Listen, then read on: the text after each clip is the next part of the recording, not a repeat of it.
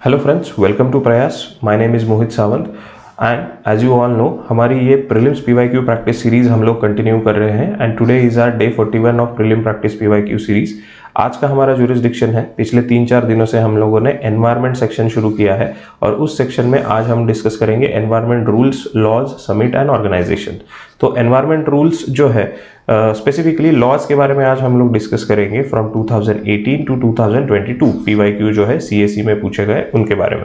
Okay, तो environmental laws के बारे में पहले थोड़ा मैं आपको एक इन्फॉर्मेशन बताऊंगा and then will go to the PYQs कि ये जो टॉपिक है, ये टॉपिक आप लोगों को अगर आप स्टैटिक सोर्सेस रेफर करोगे तो स्टैटिक सोर्सेस में कम से कम 20 प्लस लॉज आपको एनलिस्ट किए हुए दिखे जाएंगे कि 20 plus laws are there regarding environment section which we have to study. But if you see the PYQs तो माय सजेशन वुड बी कि ऐसे 5 ही लॉज या एक्ट्स हैं जो आपको अच्छी तरीके से पढ़ने हैं। 2-3 एग्जांपल, एनवायरमेंट प्रोटेक्शन एक्ट एक हो गया 1986 का, वाइल्ड लाइफ प्रोटेक्शन एक्ट एक हो गया 1972 का, फॉरेस्ट राइट एक्ट हो गया। ओके, तो ऐसे 5 से 6 एक्ट ही हैं जो हमें इन डेप्थ पढ़ने की ज़रूरत है। My suggestion would B please refer the bare act वाला डॉक्यूमेंट, जो अगर आप वेबसाइट ऑनलाइन जाओगे और environment protection act, bare act ऐसे लिखोगे तो you will get the PDF. Okay, please read that original PDF, क्योंकि बुक्स में सारी चीज़ें दी होंगी, ये काफ़ी नहीं है या फिर ये पॉसिबल नहीं है। तो if you read the bare act वाला पीडीएफ हार्डली 10 to 15 पेजेस ही होंगे एक एक्ट के, तो वो पढ़ लेंगे, उसमें से कुछ चीज़ें शॉर्टलिस्ट कर लेंगे या फिर हाईलाइट कर लेंगे, तो that will be more beneficial I think. Okay, but still even if after saying this thing फिर भी मैं ये चीज़ यहाँ पे कहना चाहूँगा कि एनवायरनमेंट के लॉज के जो टॉपिक है या फिर इस पे जो पीवाईक्यूज आने वाले हैं, we put these PYQ in the avoidable category. Okay, why we say that कि अवॉइडेबल कैटेगरी, क्योंकि सी अगर अटेम्प्ट नहीं हो रहा है तो you have to skip this, है ना, ये इसका, क्योंकि ये हम लोग अब क्वेश्चन जब डिस्कस करेंगे तो उस वक्त तो ये डिस्कशन होगा ही, लेकिन इन बिटवीन अगर डिस्कशन करना हो why I am saying this कि अवॉइडेबल कैटेगरी में, क्योंकि यहाँ पे कोई भी लॉजिकल डिडक्शन नहीं हो रहा है। पिछले कुछ पीवाईक्यू के सेशंस में हम लोगों ने बहुत सारे लॉजिकल डिडक्शन या फिर एमसीक्यू ट्रिक्स, टेक्निक्स सीखने की कोशिश की, ये यहाँ पे होते हुए नहीं दिखेगा आपको इस स्पेसिफिक टॉपिक में, इसीलिए we keep this topic in the avoidable category. Okay, तो बेसिक तो प्रिपेयर करके जाना ही है, but still even if you don't get the answer correct, please don't get disturb और don't get demoralize. This category is a avoidable category, tell yourself that, right. हाँ, क्योंकि indirectly मैंने आपको कहा था अप्रोच सेशन अगर आपने देखा होगा तो if there are 20 questions of environment section, 5 questions are there which we have to skip directly and हमें 15 क्वेश्चन टारगेट करने हैं, राइट। अभी ये अगर कहूँगा तो बहुत सारे बच्चे मुझे कहेंगे कि सर ये तो गलत बात हो गई, आप ही 5 क्वेश्चन कैंसिल करने को कह रहे हो, but that is a fact my friends, क्योंकि मैं आपको कुछ ओवर यहाँ पे ड्रीम्स दिखाना नहीं चाहता हूँ, that is a practical thing. Okay, so let's move to the question and let's discuss कि जो अभी हम लोगों ने, मैंने आपको ये समझाया वो चीज़ें कितनी अप्लाई हो रही हैं। Let's discuss one by one. This is 2019 वाला question. In India extended producers responsibility was introduced as an important feature in which of the following. ठीक है, extended producer responsibility, suppose I don't know about this thing, anything, ये कुछ नहीं पता है। सो extended producer responsibility, तो जो कोई भी प्रोड्यूसर है, इस वर्ड से मैं क्या डिडक्ट कर सकता हूँ कि जो कोई भी प्रोड्यूसर है उसकी कुछ ना कुछ रिस्पॉन्सिबिलिटी है। तो प्रोड्यूसर ऑफ व्हाट, तो प्रोड्यूसर ऑफ कुछ गुड्स हो सकता है, प्रोड्यूसर ऑफ कुछ सर्विसेज हो सकता है। Okay, and let's see the options.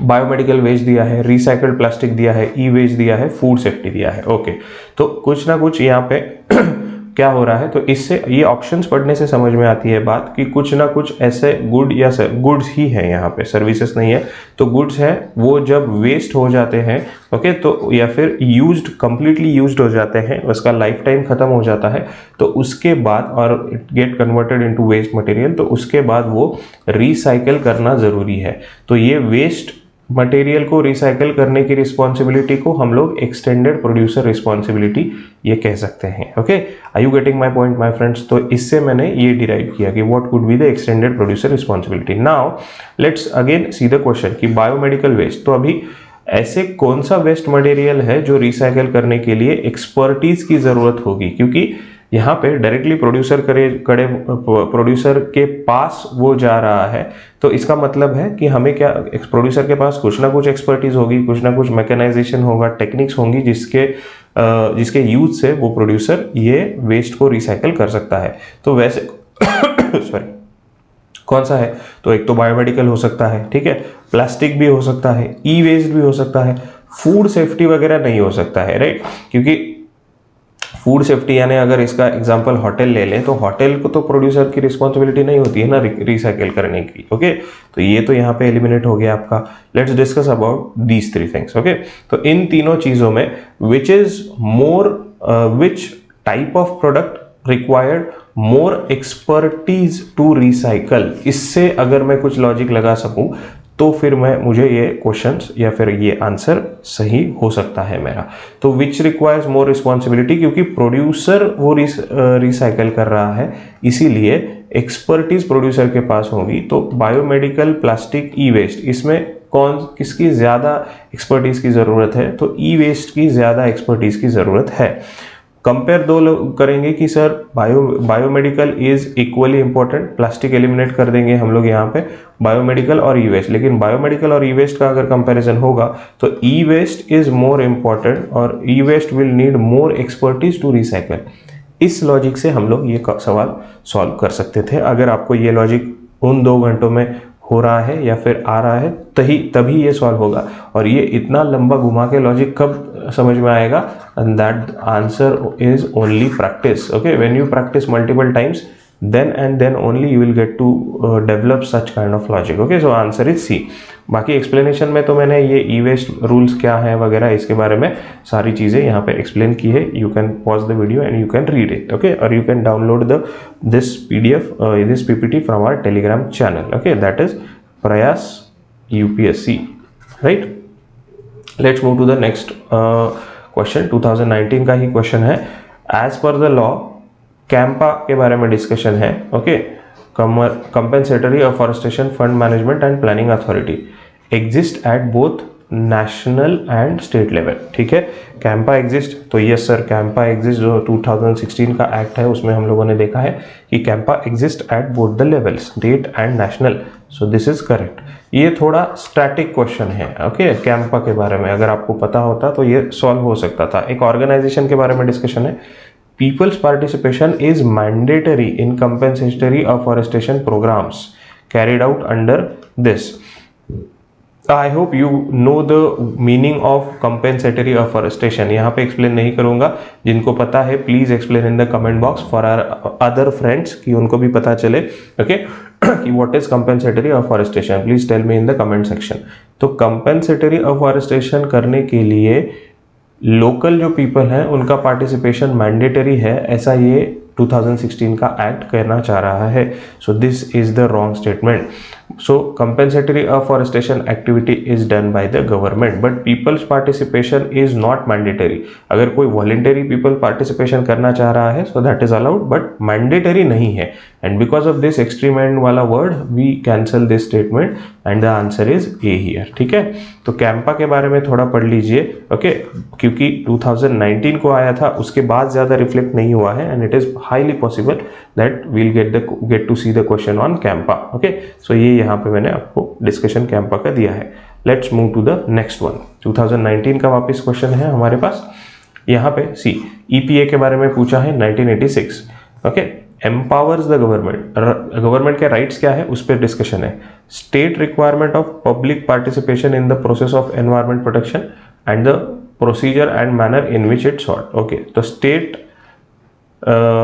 The requirement of public participation, तो EPA में पब्लिक पार्टिसिपेशन कितना ज़रूरी है तो उसकी रिक्वायरमेंट हमको स्पेसिफाई करनी है, ऐसा EPA कह रहा है, ओके। कहाँ पे, तो एनवायरमेंट प्रोटेक्शन की प्रोसेस में। सो ये तो चीज़ नहीं कहता है EPA, ओके, कि पब्लिक पार्टिसिपेशन एनवायरमेंट प्रोटेक्शन में कितना होना चाहिए, ये स्पेसिफाई करने की कोशिश ये बिल्कुल भी नहीं करते हैं, ओके। तो this statement is wrong actually, ठीक है। So it is cancelled, this is cancelled. Okay, lay down the standard of emission and discharge of environmental pollutant and various sources. This is the specific job of EPA. यानी EPA में सारी चीज़ें यही दी गई हैं कि environment protection कैसे करना है, उसके standard define किए गए हैं. तो this is 100% absolutely correct and we get our answer as a B. Okay, तो यहाँ पे ये फंबल हो सकता था. बहुत से बच्चे इसको C लिख के आएंगे. I can tell you here is almost 80 to 90% student will mark this statement, this question as a wrong. Why? Because they'll write down the C वाला, क्योंकि ये समझ में नहीं आती है बात. Okay, तो अगर आप भी ये C लिख रहे हो और the answer is B, then there is no problem I think. Okay, if the question goes wrong, हमें attempt तो ज़रूर करना है, but if the question goes wrong, then there is no problem, क्योंकि सारे तो सारे accuracy इतनी तो नहीं है ना हमारी, right? So the answer is B here. यहाँ पे सारे एक्सप्लेनेशन दिया है EPA के बारे में, जो क्वेश्चन पूछा है उसके साथ, तो you can read that. Let's move to the next one. See 2019 solid waste management rules 2016. Solid waste management, ये रूल्स भी हमें पढ़ने हैं क्या क्या करता है, but still if I don't know what is solid management rule, लेकिन इसके साथ कौन सा स्टेटमेंट सही है वो देखना है. तो waste generator has to segregate waste into 5 category. जो ये रूल्स ऐसे कहते हैं, सॉलिड वेस्ट के जो रूल्स हैं, tell me, will these rules apply to common man, common public? Definitely these rules will applicable to the common public. यानी government को तो एप्लीकेबल है ही, ठीक है, गवर्नमेंट, प्राइवेट सेक्टर, इसको तो एप्लीकेबल है ही, प्लस कॉमन पब्लिक को भी ये एप्लीकेबल है. तो यहाँ पे क्या दिया है, waste generator has to segregate waste into 5 category. तो suppose x is the person of waste generator, so इसने इसके घर में से कोई वेस्ट इसका प्रोड्यूस हुआ, तो उसको वो 5 कैटेगरी में डिवाइड करना है, दैट इज मैंडेटरी. तो ये तो बिल्कुल भी नहीं होगा बॉस. ओके, क्योंकि कौन करता है ना, हाँ, ज़्यादा से ज़्यादा 2 कैटेगरी में हम लोग डिस्टिंग्विश करते हैं, that is solid waste and that is semi liquid और लिक्विड वेस्ट, है ना, जिसे ड्राई वेस्ट और लिक्विड वेस्ट भी हम कहते हैं. सो ये तो गलत हो गया. Rules are applicable to notified local area bodies, notified towns, all industrial township only. Okay, तो सबको एप्लीकेबल है, सिर्फ अर्बन इंडस्ट्रियल बॉडीज के लिए एप्लीकेबल नहीं है. ओके, रूरल एरियाज को भी एप्लीकेबल होने हैं. ओके, तो ये तो गलत हो गया यहाँ पे वापस. Rules provide for the exact elaboration criteria for identification of site for landfill as waste processing facility. Okay, तो क्या करती है, क्राइटेरिया प्रोवाइड करते हैं ये रूल सिर्फ कि लैंडफिल एरिया जो है, ओके, जो हमें कूड़ा कचरा या फिर वेस्ट मटेरियल होता है उसका जो लैंडफिल एरिया है, तो वो लैंडफिल एरिया हम लोग कैसे चूज कर सकते हैं, उसका क्राइटेरिया डिफाइन करती है ये. Okay, so this is going to the positive end, ये सही हो सकता है. Then it is mandatory on the part of waste generator. वापस वेस्ट जनरेटर आ गया, that waste generated in one district can not be move to the another district. अब ये किसने कहा कि if there is a ex waste generator again and he takes his waste to other district, so it is not given. So again this is incorrect and we remain with only one option and that is C. okay, so ऐसे अगर simply plane तरीके से या फिर काम रह के अगर आप पढ़ोगे स्टेटमेंट, तो वो धीरे धीरे समझ में आएंगे, even if you don't know this solid waste management वाला फंक्शनिंग, या फिर ये पढ़ा नहीं होगा फिर भी आंसर आ सकता है. यहाँ पे मैंने सॉलिड वेस्ट मैनेजमेंट के बारे में यानी चारों स्टेटमेंट के एक्सप्लेनेशन के बारे में डिस्कस किया है, you can read through it. Next question again 2019 का क्वेश्चन है. According to Indian Patent Act, a biological process to create seed can be patented in India. Okay, biological process है तो it is a natural process. Okay, to create seed can be implemented. तो अगर artificial process होती seed implementation की, तो उसके लिए शायद पेटेंट फाइल कर सकते थे, बट यहाँ पे क्या है कि बायोलॉजिकल प्रोसेस है विच इज़ क्वाइट, जैसे मैंने अभी कहा, नेचुरल प्रोसेस है, तो उसका पेटेंट तो नहीं ले सकते इंडिया में, राइट, क्योंकि नेचुरली तो फिर कोई भी पेटेंट ले लेगा ना, ऐसे नहीं हो सकता. So this statement is incorrect here. If this is incorrect, so this gets eliminated and we just need to think about second option. In India, there is no intellectual property appellate tribunal, going to very extreme end and hence 100% wrong. Okay, so ये गलत हो गया. So we remain with only one option and that is C. ठीक है, देखिए तो C आपको answer मिल गया with 100% accuracy without reading the C वाला स्टेटमेंट या फिर थर्ड वाला statement. This is the beauty of elimination technique. Okay, तो ये प्रैक्टिस से होगा, जैसे मैंने कहा प्रैक्टिस कीजिए maximum, will definitely get it. तो यहाँ पे सारे क्वेश्चंस के बारे में या फिर स्टेटमेंट्स के बारे में डिस्कशन किया है, can go through it. Let's move to the next one. Again 2019 as per recent amendment to the, again यहाँ पे इंडियन फॉरेस्ट एक्ट पूछा है, कॉलोनियल एक्ट है 1927 का। Forest dwellers have the right to fell the bamboos grown on the forest area. तो right to fell bamboos, ये तो right किसी को नहीं है, फॉरेस्ट ड्वेलर हो या ना हो, है ना। तो फेल बाम्बूज ये नहीं है राइट। हाँ, डिपेंडेंसी हो सकती है लेकिन बाम्बू तोड़ने हैं ये नहीं हो सकता। तो A and D gets eliminated. Then as per the scheduled tribes and other tribes dwellers, वो जो फॉरेस्ट राइट्स एक्ट है 2006 का, bamboo is a minor forest produce, 100% correct है, बाम्बू माइनर फॉरेस्ट प्रोड्यूस्ड है but according to the act also, ठीक है। Then this act allows the ownership of minor forest produce to the forest dweller. Okay, तो forest dwellers को ये ownership मिलेगी जो minor forest produced form कर रहे हैं उनको, तो yes इनको ये मिलेगी। So we get the answer here is B, ठीक है। प्लेन स्टेटमेंट है, सिंपल स्टेटमेंट है, जनरलिस्टिक स्टेटमेंट है, ज़्यादा कॉम्प्लिकेट करने की बिल्कुल भी कोशिश नहीं है, इसीलिए आंसर्स भी इजी होने चाहिए। Okay, so answer is B here, ठीक है। यहाँ पे मैंने ये फॉरेस्ट अमेंडमेंट बिल का भी डिस्कशन किया है। Okay, you can go through it. Okay, then let's go to the next one. Under Ramsar convention it is mandatory on the part of, again it is mandatory on the part of government of India to protect and conserve all the wetlands in the territory of India. अभी all the wetlands कैसे कर सकते हैं ना, तो इसीलिए mandatory भी नहीं है और all the wetlands cannot get conservated in a specific time, तो ये दो तो कैंसिल हो गए। Now we left with 2। तो wetland rules 2010 were framed by the government of India based on the recommendation of Ramsar Convention। तो ये जो वेटलैंड कन्वेंशन कंजर्वेशन रूल्स है ये रामसार कन्वेंशन पे डिपेंड नहीं करते, they are independently framed. So this is sorry also incorrect.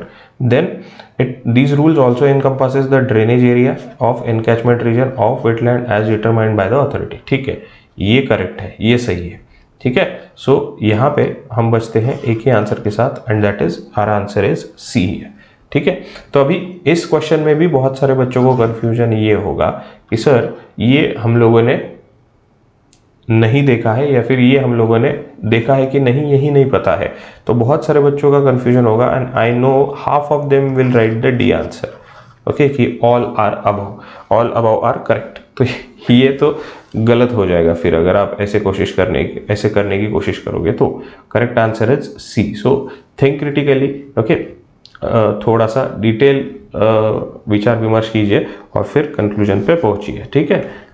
यहाँ पे रामसार कन्वेंशन के बारे में डिस्कस किया है। रामसार कन्वेंशन पता है आपको 1971 1976, और फिर मॉन्ट्रियक्स रिकॉर्ड्स भी पता है। इंडिया का रामसार रिलेशन जो था, इंडिया के कौन कौन से वेटलैंड रामसार में है वो भी हमें पता है सारी चीज़ें। Okay, so that is just एक एग्जाम्पल के तौर पे मैंने वहाँ पे दिया है। Let's move to the next question. 36% of India's district are classified as over exploited और critical by the central government water authority. ठीक है, हाँ, 36% इंडिया की जो डिस्ट्रिक्ट है वो ओवर पोल्यूटेड, ओवर एक्सप्लॉयटेड है। ओके, ये कौन कह रहा है? तो सेंट्रल ग्राउंड वाटर अथॉरिटी ये कह रही है। ठीक है, तो ये सही है गलत है नहीं पता सर, तो let's hold it. Okay, this organisation ground water authority is formed under environmental protection act. ठीक है, तो ये एक चीज़ है जो कंफर्म करनी है कि एनवायरमेंट प्रोटेक्शन एक्ट के अंदर ही वो फॉर्म हुआ है। Yes, the answer is yes. India has the largest area under ground water irrigation. ठीक है, largest area under ground water irrigation. तो इंडिया का लार्जेस्ट एरिया है क्या? ये क्वेश्चन तो 2020 का है, तब तो लार्जेस्ट एरिया था क्या? So the answer is yes here. Okay, तो so second and third is correct. मैंने अभी तो इसमें ये चीज़ आपको नहीं बताई, एक 4-5 MCQ हमारे ऑलरेडी डिस्कस हो चुके हैं। ये चीज़ मैंने आपको डिलिबरेटली यहाँ पे नहीं बताई क्योंकि प्रीवियस वीडियोस में मैंने कहा था जो कोई भी चीज़ यहाँ पे हम लोग पढ़ रहे हैं जो नई लग रही है वो आपको अच्छी तरीके से पढ़ लेनी है, ओके, स्किप नहीं करनी है, क्योंकि देयर आर पॉसिबिलिटीज़ कि ये चीज़ें आपको जैसे कि तैसे वो अगले एग्जाम्स में रिफ्लेक्ट हो, ठीक है। तो ये चांसेस हो सकते हैं। लेट्स सी यहीं पे अगर कुछ रिफ्लेक्ट होने की कोशिश हो रही है या नहीं, ये आगे के कुछ क्वेश्चंस में हम लोग देखेंगे, ठीक है। ये स्टेटमेंट को याद रखिए बस, सेकंड वाले को, ठीक है।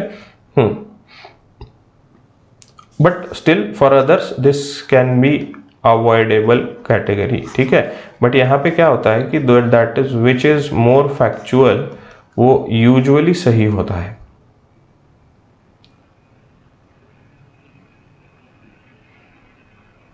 ठीक है। यहाँ पे इन चीज़ों में ये डिस्कशन है, क्योंकि फैक्चुअल मैंने अभी तक, कल कुछ बच्चे पूछेंगे फिर सर कल को तो आपने कहा कि अगर फैक्चुअल है, स्पेसिफिक है तो शायद वो रॉन्ग होगा, ठीक है। But that is with respect to, ठीक है, other type of question. But in such type of question बस अगर आपको याद नहीं है या फिर आपको वो समझ में नहीं आ रहा है कि सर कहाँ पे डबल कहाँ पे कौन सा लॉजिक लगाए हम लोग, ओके, तो इसकी इसीलिए सिंपल फंडा ऐसा है कि लॉज पे जो लॉजिक है वो उल्टा होता है थोड़ा सा, ओके, जो मैंने अभी आपको बताया। So answer is B here. Let's move to the next question. यहाँ पे मैंने आपके सेंट्रल ग्राउंड वाटर अथॉरिटी के बारे में डिस्कशन किया है, okay. And the next important PYQ या फिर next important act is your wild life protection act 1972, okay. हाँ, तो वाइल्ड लाइफ प्रोटेक्शन एक्ट 1972, इसके बारे में पूछा है कि licence is required to cultivate that plant species के बारे में है कि कोई भी प्लांट स्पेसीज को कल्टिवेट करने के पहले आपको लाइसेंस लेने की जरूरत है, ठीक है। Then plants can not be cultivated under any circumstances, ठीक है। Such plants can not be cultivated under any circumstances, जैसे वो मैंने एग्जांपल दिया था, गांजे की खेती हो रही है या फिर चरस गांजे की जो खेती होती है, that is a thing, those plants are not implemented.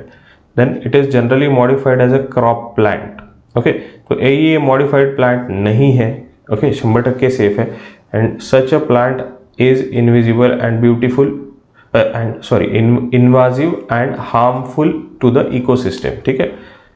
Such plants are इन्वाजिव और हार्मफुल, तो प्लांट्स तो इन्वाजिव और हार्मफुल है ही, लेकिन वो 6th शेड्यूल में दिए गए हैं क्या? तो answer is no. What could be the answer? This A is the answer here, ठीक है। कि licence is required to cultivate that plant. जो वाइल्ड लाइफ प्रोटेक्शन एक्ट है हाल फिलहाल में अमेंड हुआ है, यहाँ पे आपको शेड्यूल 6 के बारे में पूछा है। सो जो हाईलाइटेड या फिर अमेंडेड एक्ट है एनवायरमेंट प्रोटेक्शन एक्ट का, उसका अमेंडेड एक्ट में आपको 1 से 4 तक ही ये दिखेंगे, हाँ, शेड्यूल दिखेंगे। 5th और 6th शेड्यूल यहाँ वहाँ पे नहीं दिखेगा, ओके, क्योंकि 5th और 6th शेड्यूल इसने निकाल दिया है, right. And now we have a 4 schedule only regarding wild life protection act, ठीक है। So A is the answer here. ये डिटेल सारी चीज़ें मैंने यहाँ पे दी है। शेड्यूल 1 क्या होता है, शेड्यूल 2 क्या होता है, शेड्यूल 3 और 4 क्या होता है, ओके, और 5 और 6 क्या होता है, ठीक है। सो ये आप पढ़ सकते हो। ऐसे तो हमारे स्टैटिक सोर्सेस में भी काफ़ी दिया है इसके बारे में, okay. Sure, let's move to the next question. C, national level, ये काफ़ी इजी सवाल था, आई होप इजी था। देखते हैं, which ministry is a nodal agency to ensure effective implementation of forest rights act 2006। तो अभी एक बार यूपीएससी ने इसी सवाल पे ये दिया था कि ये जो एक्ट है इसमें जो माइनर फॉरेस्ट प्रोड्यूस मिलते हैं उनका डिस्ट्रीब्यूशन या फिर कोई भी डिसीजन लेने की रिस्पॉन्सिबिलिटी किसकी है। तो वहाँ पे हम लोगों ने लिखा था कि gram sabha will take a decision related to any minor forest produce या फिर कोई भी कल्टीवेशन का इशू होगा तो उसके बारे में। यहाँ पे आपको पूछा है कि कौन सी मिनिस्ट्री है, तो the ministry is it is all it regarding the tribal, so the ministry is ministry of tribal affairs, ठीक है। इसके बारे में, फॉरेस्ट राइट एक्ट्स के बारे में थोड़ा डिस्कशन यहाँ पे दिया है, so please go through that discussion, ठीक है। Next question, which of the following has been which of the following has been constituted under Environment Protection Act? Okay, तो Central Groundwater Authority, this organization is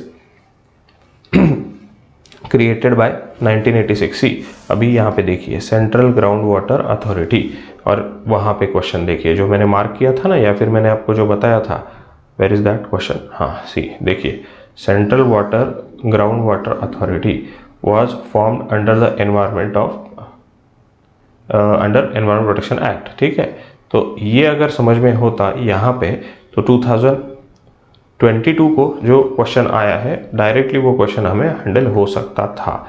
okay, that was my logic. तो इसीलिए PYQ को बिल्कुल भी skip नहीं करना है, PYQs are the most important thing, ठीक है, इन योर स्टडी। चलो नेक्स्ट क्वेश्चन डिस्कस करते हैं, और ये 2022 को आया है, पिछला भी सवाल 2022 को ही था। With reference to Indian laws about wild life protection, consider the following. Okay, Indian laws about wild life protection, wild animals are the sole proprietary of the government. Wild life animal ये property होती है क्या government की? Okay, so I hope it is not, but let me guess, when wild animal is declared protected, such animal is entitled for equal protection whether it is found in protected areas or outside। हाँ, when a wild animal is declared protected, हाँ, वो कहाँ भी मिले, आपको protected areas में मिले या फिर आउटसाइड मिले, okay, it is declared protected और it will get the protection here. So this statement is also correct, है ना, दोनों स्टेटमेंट करेक्ट हो गए। Animal are the sole property of the government, that is correct. किसकी property होगी ना, फिर आपकी या मेरी थोड़ी होगी, वो परचेस करना होगा फिर, है ना। Apprehension of protected wild animal becoming a danger to human life is sufficient ground for its capture or killing।